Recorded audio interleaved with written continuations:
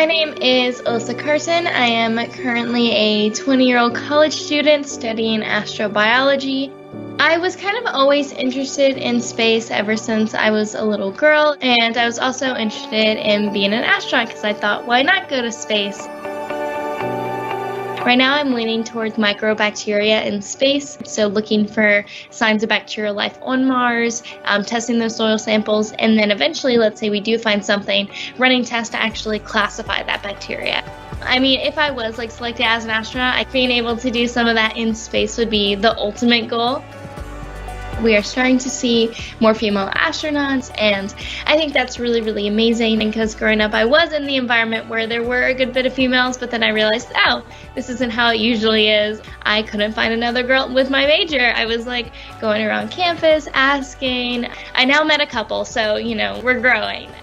I like to think that everything in space always does come back to Earth. So for example, if we are trying to figure out this crazy thing like turning Mars into a second Earth, one of the biggest things we're going to have to do that is we're going to have to clean up Mars's atmosphere. It's mostly carbon dioxide. So if we figure that out for Mars, we could definitely also clean up Earth's atmosphere at the same time. Although it does seem like a far disconnect, I do think that a lot of the things that we do in space always come back in some way for us to continue using those technologies. It takes tens of thousands of people to send one astronaut into space. It definitely isn't a small task, and there's a lot of different positions that are super important. And so I think the next step really is getting more women across all of those jobs. There's no one way to be an astronaut. There's no one thing you have to study or you have to do.